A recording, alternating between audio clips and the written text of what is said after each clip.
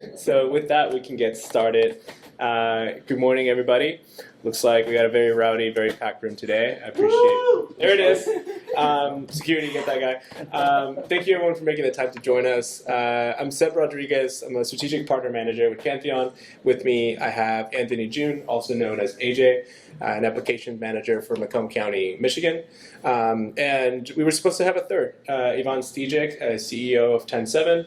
However, due to the weather issues last night and a flight being canceled, Yvonne's not able to join us. So AJ and I will do our best to bring the vibe and try to break down some of the intensive knowledge that 10-7 brought. Start with some stretches. So today we're going to be talking about Macomb County's journey from bottlenecks to collaboration at scale. So why don't we get started? AJ, if you want to kick it off talking about Macomb County a little bit. Sure, yeah, we're the third largest county in Michigan. We're in the southeast Michigan area. So, Wayne County, which their biggest city is Detroit, Oakland County, Wayne County. So those are the three largest in Michigan. And we are your typical county, local county government agency. We have all the typical arms. We have a county clerk, we have a sheriff's department, treasurer, all those different operating departments and their own subject matter expertise. And we're a full-service information technology department. We have a web team, we have web developers, we have application architects, so we provide that support for our county departments. And ultimately, they're serving the constituents of the county. Yeah. And then to jump into Pantheon a little bit, we're a website hosting and operations platform. We basically make it easy to collaborate on your website at scale, as you'll be able to see through some of this presentation. Currently, we host over 350,000 sites, including government, EDU, enterprise, nonprofit, and more. You can find out more at pantheon.io. And to lightly touch on 10-7, since Yvonne is not here, they're a values-driven UX and Drupal agency. They also support WordPress as well. Their mission is to make things that matter. They're very focused on supporting entities in the government, EDU, nonprofit, and healthcare space. You can also find out more about them at 10-7.com. So let's kick it off. To start off, AJ, why don't you tell us a little bit about the situation that you had? So yeah, we actually we actually came from a Dreamweaver website, back in the day. So call out to Dreamweaver out there for content management. We established on a Drupal 7 site. We eventually went to a Drupal 8, and then we really hadn't done anything major in the last several years. So we were definitely in need of some more modernization, some more modern features for editing, and it just the design was old and outdated, and our traffic kind of they were confused when they were coming to the site what to look for. And you can see this was kind of like a little screen grab of our site at the time. And we needed something that was more refreshed.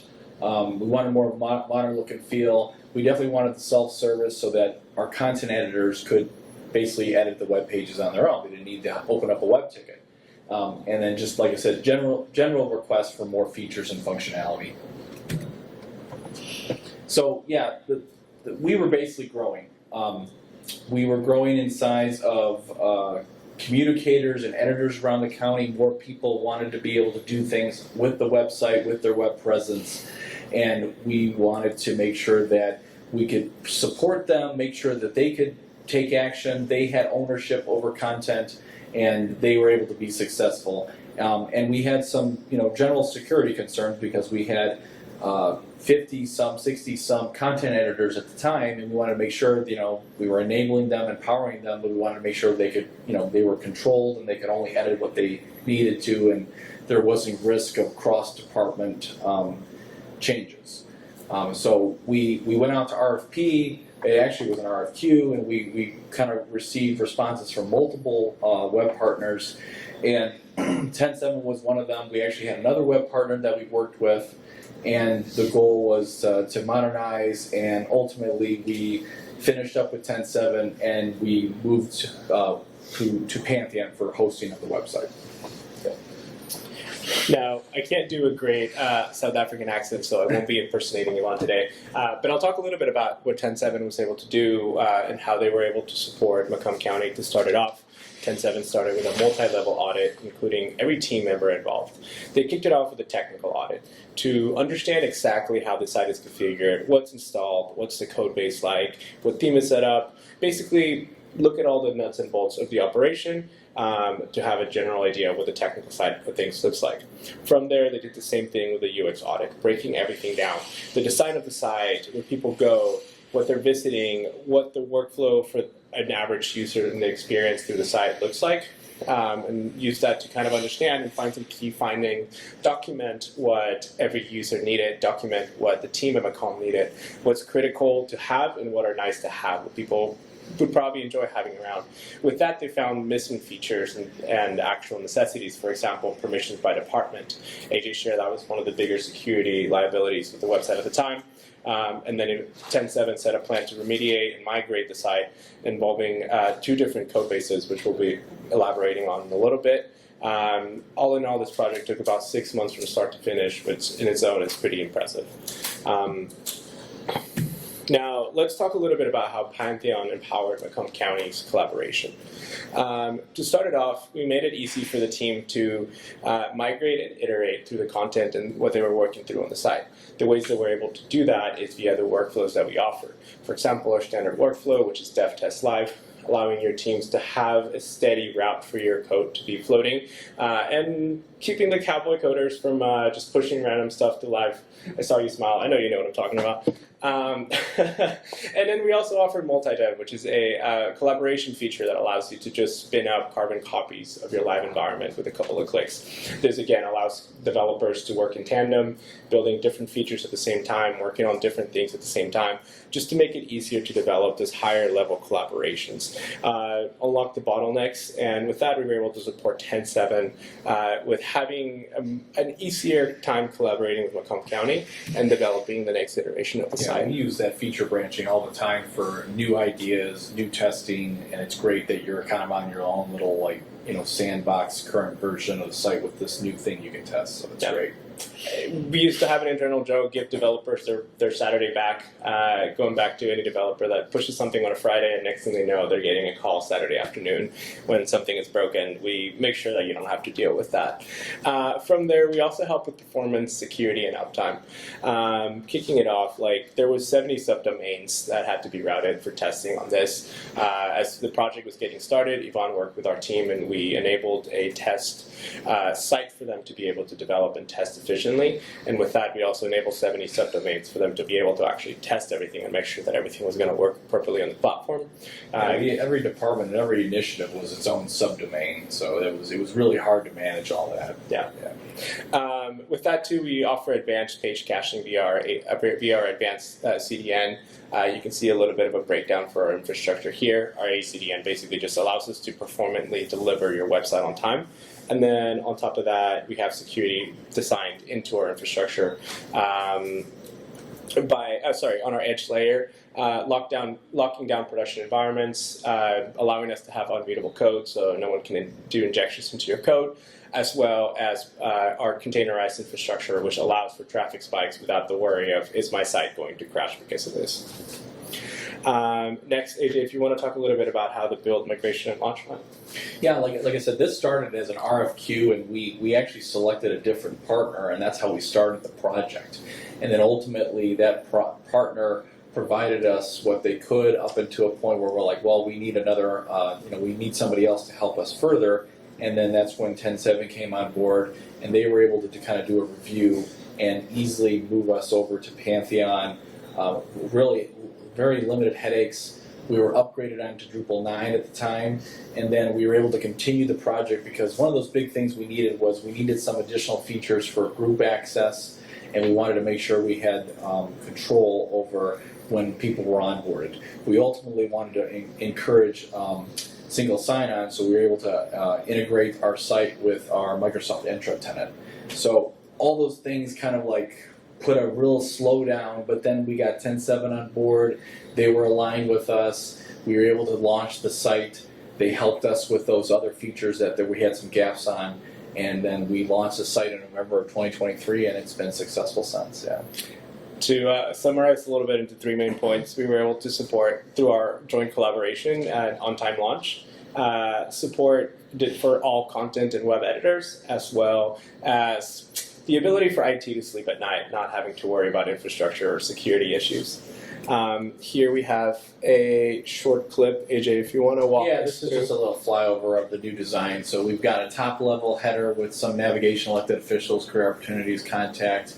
We've got language search. We got our main navigation with the department, program and services, news. We got our initiative logos at the top, make Macomb your home, one Macomb business, and then it kind of goes into our content areas. So where we got featured content, trending videos, featured events, and you can see a lot more use of good white space. Things are really organized well. It makes it for easy readability, and we've got a consistent footer now with some other information policy, and we've got a feedback for taking some information from constituents. So yeah, it's a great new look of our homepage.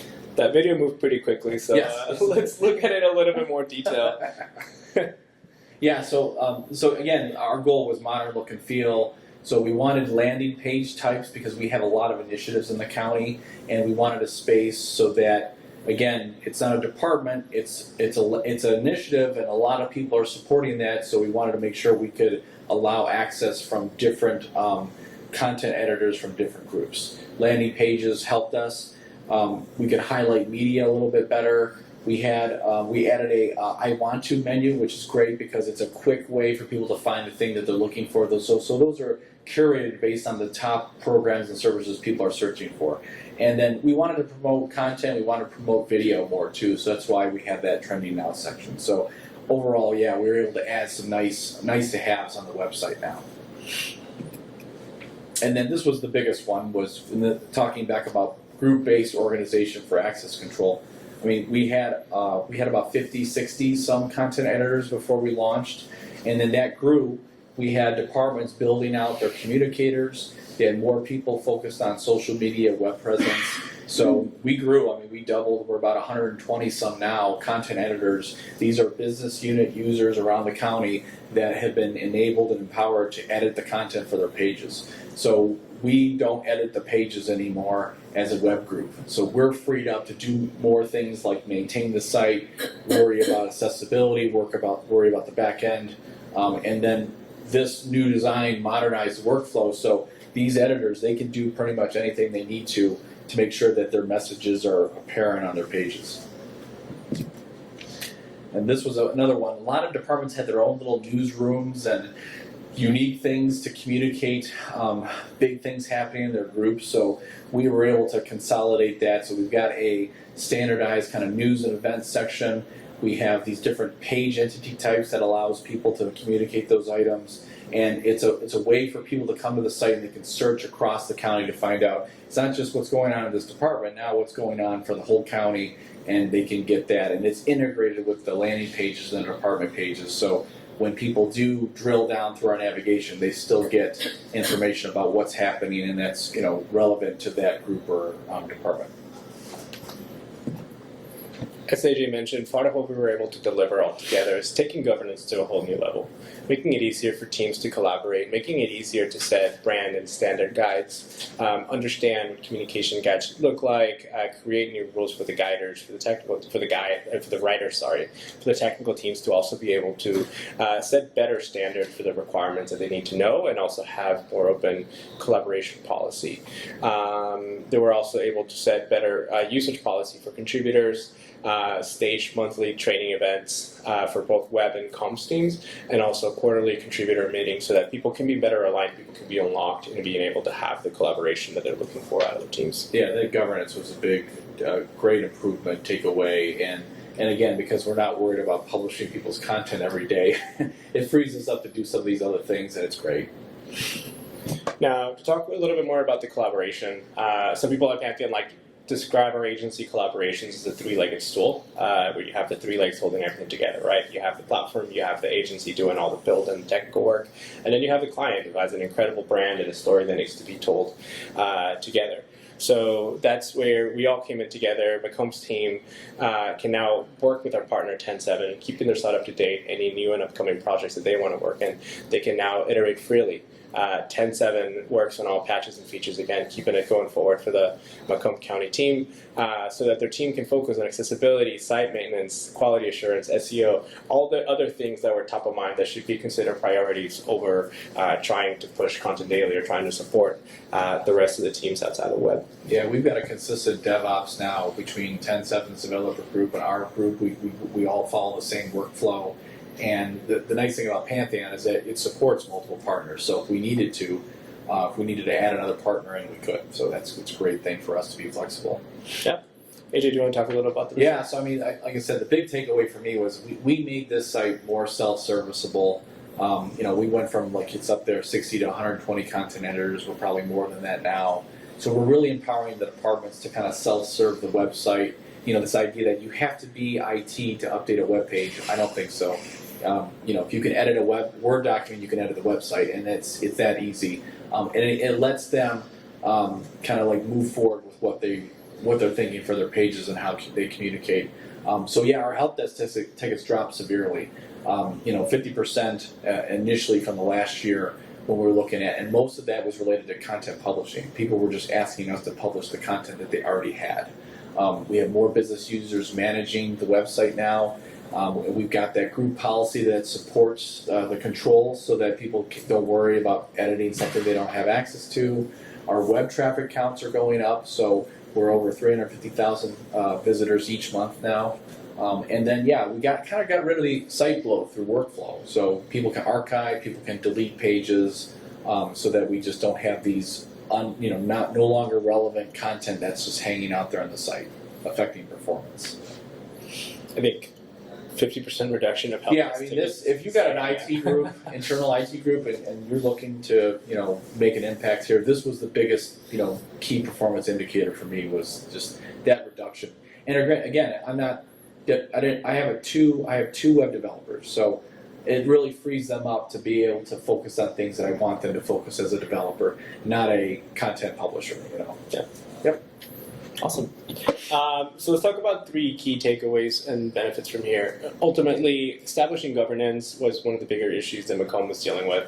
That's where 10.7 and Pantheon were able to help unlock the team, help set a better stage for the Macomb County team to thrive. Partner relationship is key in here. Again, the 3-legged stool between Pantheon, 10.7, and Macomb, it's how we were able to get this done. And I like to think we were able to provide exceptional hosting. I'd like to think Asia's been having a good experience with content Never delivery. had a hosting problem. Yep. Yes. Yep. I had not asked them this before this. So we had this is other right challenges with editors and training, but there was no hosting platform issue, so that's great. It should be table stakes, right? You shouldn't have to worry about the lights being on. You should have to worry about people being able to deliver and having what they need for it. Yep. Any questions? Yes, sir. So you talked about the RFQ before the RFP, and I was curious about that. And then it looks like as you guys got in sync with what everybody has different sort of theories of how to do these things, right? And so I'd love to hear a little bit about did you only kind of look at vendors that responded to the RFQ, and kind of what was your sort of evolution and that sort of syncing up like? Because I think that's the part that I'm on the receiving end of the RFP side of things, and so you're reading between the lines, there's tea leaves, there's a lot of things that you want to juggle, right, to kind of articulate how to get there. I'd love to hear from your perspective of that part of the process. Sure, I mean, we went to RFQ because we were really looking for qualified partners, and we were looking for people. We scrutinized it based on have you worked in government, have you worked for a large government group, volume is a factor when it comes to these types of projects. We were already working with 10.7. They were a legacy web partner for us, so they were already kind of engaged with us, working with us. When we went out to RFQ, and again, we did that for transparency, budget reasons, funding unit. They have all their requirements. If it's over a certain amount, got to go to RFP, RFQ. Yeah. So we went to RFQ. We got all these partners to submit proposals. It really was down to 10.7 and the other company, which was Interpersonal Frequency. I think I'm saying that right. And we started with them.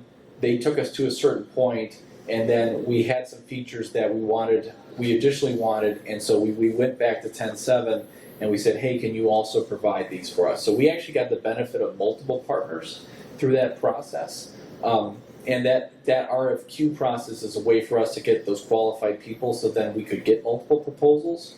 The other thing we made a decision point on too was that we wanted to be the owner of the hosting account. So we were no longer letting our partners maintain that, manage that. So the Pantheon account is owned by Macomb County, and now we have the flexibility of working with multiple partners if we needed to. Again, I have a full service web team, but again, there's 3 people, they do support other things. So the idea is that we're always going to need a partner to help us take these bigger ideas forward. And we've got some big ideas even for 2026 on how we can incorporate new functionality and features on the website. But I think that process in and of itself helped us kind of like get a scan of the land. And I'm going to tell you, there's not that many agencies that have that depth of experience with working with government groups. And especially if you work in a political environment, and we have 6 elected heads in our department. And that's just the prime departments. I'm not talking commissioners and judges. That adds the complexity too. And everybody has a different idea about what they want the website to do, what it is and what it isn't. So that it helps us because we need to insulate ourselves in IT and get other ideas. You know, this partner has these good ideas in this area, maybe a partner is stronger in another area. And having the flexibility to work with different designers and agencies is really where we come out with a really great product. And I think we've done well with this website to date. Is there any specific questions you want me to? I want to make sure I answer your questions too about I think so much of the success of these projects is culture fit. Yes. And you don't know, even through all this process. And so it's like, how did you kind of get there? Did you have to kind of sell things up that adopts, like, an agency's process into your... The first agency we worked with, In-Person Frequency, and again, a credit to them, they had a great interview approach. So that we interviewed all the departments around the county. We asked what were you missing? What do you want to have on the website? What are the big needs? They were able to filter that up, and then through them and through 10.7, they were able to help us deliver. So that's kind of where we got the benefit of working with multiple partners. But that was the biggest one. I mean, talk to your departments, get feedback. What do they want to do with the website? If you have a website, what's it missing? Is there certain big features, functionality that they're looking for? And then try to establish, how can you get there? What's needed to make that happen? What was your process internally for putting together the RFP? I feel like, experience-wise, like normally government RFPs can be a little wishy-washy, where like they don't know what they want, right? Which I think also fits that like getting the right agency to support. That's the other reason why it's like we went the RFQ route, because I mean we weren't going to list a 7-page technical requirements for the website. We wanted to approach it where we could get a partner to come in and then they could give us recommendations on what is a modern website. We're a government agency. We're focused internally on these things make sense to us. Like even our department navigation, like that was front and center before. And then through this process, we were able to articulate, hey, maybe we need to focus on services because that's what the person doesn't know. This department does this service. They're interested in the service. So that's just us thinking as a government agency, yeah, okay, it's this department, and you go to their navigation. It's like, well, not everybody's going to realize that. So getting somebody to come in as a third party, kind of like a neutral player to say, hey, this is maybe a good idea, or this is maybe a bad idea, and it's not coming from IT because we don't want to be the one saying no, and it's a partner saying, hey, based on what we do this all the time. This is our expertise. This is kind of what you're engaging us for, and so we got proposals from both of those vendors, Interpersonal Frequency and 10.7. Any other questions? Yes, hi. I work for Montgomery County government, and as you were talking about the complexity of your website and the number of departments, I'm kind of nodding my head because we're 1 million population, we are 40 plus departments, pretty similar. We are in the process of migrating our own website to a new, like a similar process as yours, and we've engaged with IF. So I'm like, okay, so Can you please talk about a little bit about your post migration remediation effort and what were the challenges after the Yeah, I think, and I guess with this project, I should call out that we didn't actually migrate content. I see. We actually challenged our content editors, and that was kind of through the governance piece. We asked everybody to review their content because we weren't going to migrate things that were old, stale, outdated, didn't have relevance anymore. And we already were a 2,500 plus website, from a page count perspective. So we wanted to stream that down. We had, for example, people had press releases out there from the last 10 years, and it's like, is all of that even relevant anymore? So we really hit home with the project to say, hey, we want to have a relevant site. We did the policy for the editors as well to say that, hey, it's your responsibility. You got to keep this website fed with relevant, up-to-date information. And so that was the approach we took with the departments. Yeah, here's all your pages. What can we help you with? Is this all relevant? Here's all your PDFs that you have attached to the website. Are these all relevant, content items anymore? And we were able to really get rid of a lot of content because it was outdated, it was stale, it was really not necessary. And we got those editors thinking in the right way. So I would encourage you, if you can, when you're talking about a project, try to get those editors, those department users engaged so that they take ownership of the content, because then because to them it's like, oh, it's an IT effort, just migrate all my pages. We had a little bit of trouble, I want to be nice, with our circuit court, because they're like, our website is kind of what it is. The content doesn't really need to be refreshed because that's our content. But we really challenged them to say, well, this is also, we're going to modernize the website. So it's not like we can just pick it up and dump it here and it won't make sense anymore. So we really encourage them to curate their content. Look at your pages. Is your messaging consistent? They have the courts are the largest of our groups. They have over 300 plus employees in that area. Sheriff is big too. They're 500 some, health, God, I don't know health count, but those are the three big groups. And so we were working with them to say, yeah, and so they organized. They organized by division. The court did it by their arms, like juvenile, front of the court, probate court, and then health did the same thing with their, community health services and their disease control and all the different arms that they have. And then they met. We helped facilitate that, and they were able to kind of like get modernized on. Yeah, this is relevant content. This is what makes sense. This is what should be on the site. And this stuff, yeah, this doesn't need to be migrated. So because it's not a value add if you're migrating stuff that doesn't have any relevance anymore for 2025. Right, and the challenge for us is, again, we're migrating from our homegrown CMS to Drupal 10. So Gotcha, all of our pages are going to break. We have to touch every page and fix every broken links. And on top of that, also make sure that they're all accessible. Yes. The PDF has to be scanned for accessibility.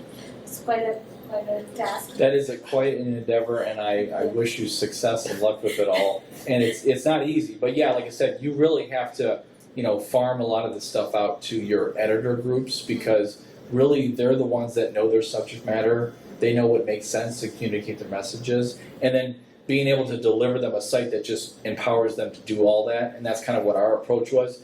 We have now multiple page types. You have a department page, you have a landing page, you have articles, you have a basic page. In the basic page, we have all these paragraph type options now. Right. So there's a rich text editor, there's a gallery, there's you can add. We use JotForm in the county, so you can quickly embed a JotForm without having to worry about the code or what's the iframe. Have to all that. So it's just easy for them to do that, and they don't need to contact IT. They feel empowered, and if anything, it's more we get inquiries about how to do stuff. We have a monthly training and a lot of people come, and even though they're already trained, they come back for a refresher. So, so that's kind of what is helping them, and we're supporting those editor groups. But yeah, make sure they're engaged so that they're looking at their content, because it's easy to let IT just move stuff, Right. And your monthly training is for content, like how to write? Yeah, we basically, and we co-host it with our Planning Economic Development group, their communication group. So we have they're a program director, and one of my web developers, they will host the training. It's first Wednesday of every month. We onboard any new employees, so they are empowered they get training on the website, they get our resources, brand standards, and rules for writers, how to really keep the voice consistent.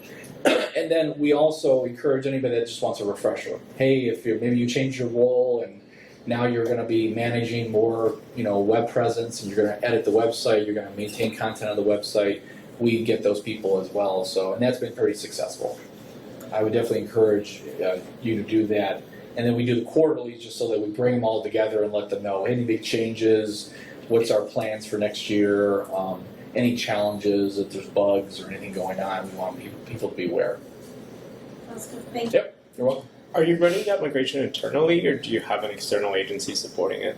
Sorry. Do you have an external agency supporting your migration? We're Or? working with IF. Okay, cool. Yeah, because that's something that some agencies also do, and I wanted to make sure we touched on that as well. Is sometimes they just work as advisors, right? Instead of actually doing the migration itself, they can help educate your teams on those aspects. Like, hey, here's what we've done on previous migrations and how we would recommend doing it, and stuff like that. If you have any questions, we can chat after. We this just as did well. that too with 10.7 because we had a Drupal 7 intranet site. Uh-huh. And so we had some recommendations, and we ultimately decided on doing a lift and shift, and our web team members handled that because there wasn't as much content, and it was easier for us to do that because it was pretty straightforward.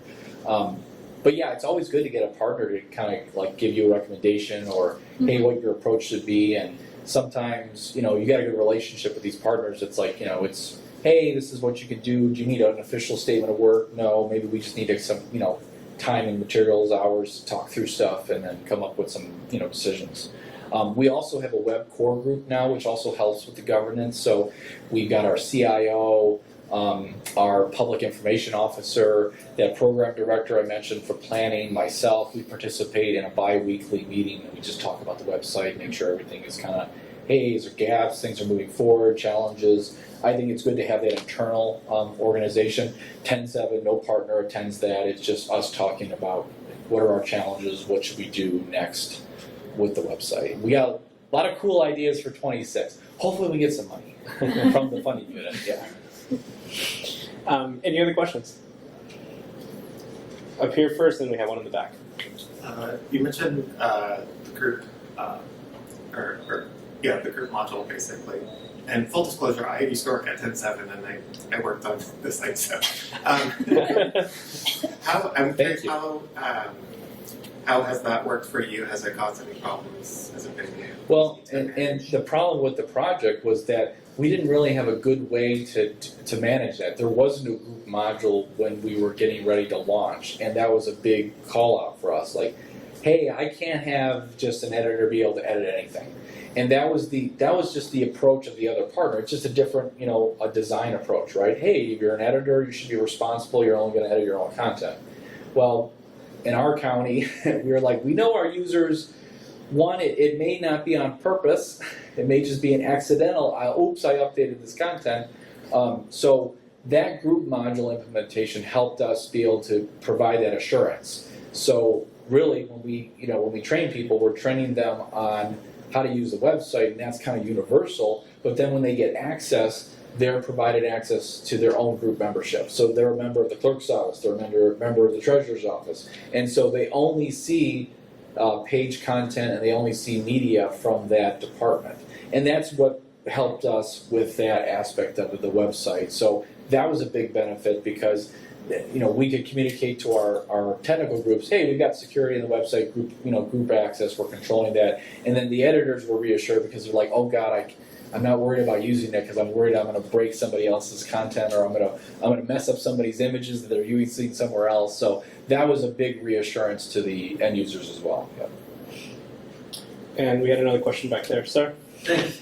How did you convince the client to buy the CDN? That's usually the hardest part. Oh, so it goes for Pantheon, right? We actually have a CDN pre-built on our platform.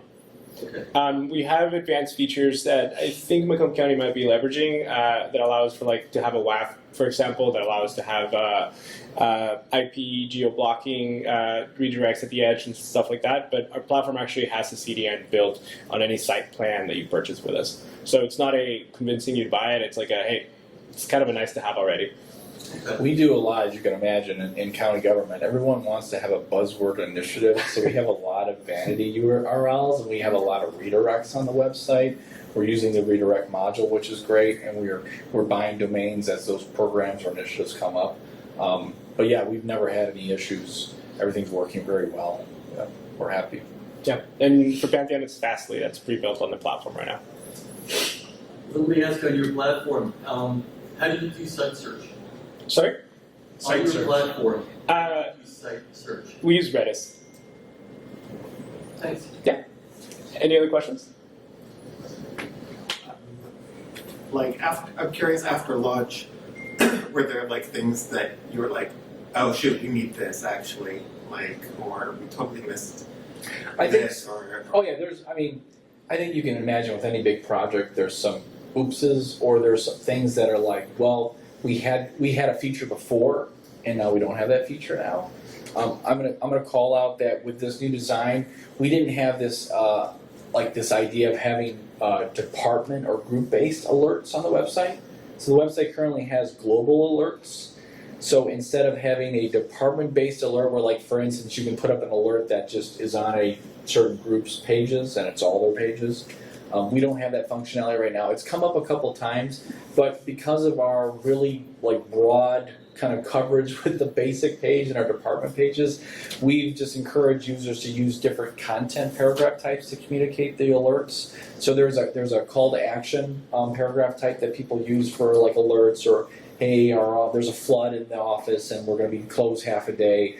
And for global stuff, there's actually now, this is kind of goes in line with the governance, there is a monthly countywide communicators meeting. I participate in it along with my web developer Vince, and we go to that, and that's where all the communicators in the county from all the different groups kind of talk about what's going on in their departments, what's hot, what's their campaigns, what do they need help with, and that's an opportunity to kind of just bubble up, hey, am I having some challenges, or hey, we're trying to also share, because these are lead people, these are not all of our editors, but they're kind of the lead editors, and just, share what's going on, or if there's challenges, and there's been some, adjustments or corrections we've made there, but yeah, we do, like you said, hindsight's 20/20, so we're like, oh yeah, it'd be cool to have this, it'd be cool to have that, so we've got a list for 26, and we got some ideas, to incorporate some new functionality. But I don't know that we had any really big misses for the website. The biggest challenge we had was just getting everybody on board with trying to follow brand standards, trying to make sure that we got a lot of elected officials, right, that they have a campaign. They're like, well, this is my campaign color. I want to have this color all over the web page. And we've worked with them to try to mitigate that, right? Well, you can't change the header or footer, but you can, maybe use some imagery that has some of your colors there. And so we've tried to do that because we want to have a consistent theme. We want when constituents come to the website, they know they're on an official Macomb County website. It's a consistent look and feel. It makes sense to them. And, we elected officials are like, well, I want my campaign colors up there. So we've worked with them to try to come up with how they can, how to not violate brand standards, but also kind of get some of their imagery or their media out there, and it's working well. And there may be some other ideas we can come up with to kind of help on that as well. But that's always a challenge, trying to make everybody happy. One more question, yes, sir. Thank you. In your content workflow, do all content editors have publish? No. So we have content moderation that's kind of built into the workflow. So majority of the editors are also publishers, but there are a few that are, and it's a minority few, so most people are editors and publishers. You can create content, you can publish content. We do have a few departments that had a workflow where they're like, well, I want a few editors only, and so they create content, and the moderation states that we have is they're able to we put it in draft, they can then send it for review, and then somebody can approve it, they can add a note, approve it, and then ultimately, or that other higher level person who's reviewing can publish. So we do have a little bit of moderation workflow there, yep. What is the communication process from level 1 to level 2? Is it an alert within the CMS? Is it an Outlook message? There's actually a moderation module that they will go to, and then they would filter by the status. so they could see everything that's ready for review. And again, based on group membership, it's only filtered to what is contents tied to their group. Some departments may also do some external to Drupal communication. They might have a meeting, they might have email communication about a piece of content, but that moderation workflow does support it if they wanted to just do it in the CMS. Thank you. Yeah, you're welcome. I'm getting a stare that I think means we're at time, so we're gonna cut this short. We're gonna cut it now, but come visit us at the Pantheon booth. We'll be in the main room. Happy to answer any additional questions. If you want to chat about the platform, 10/7's work, or Macomb County, we're there and happy to chat. Thanks for attending the session. Yeah, thank you everyone for joining. Thank you.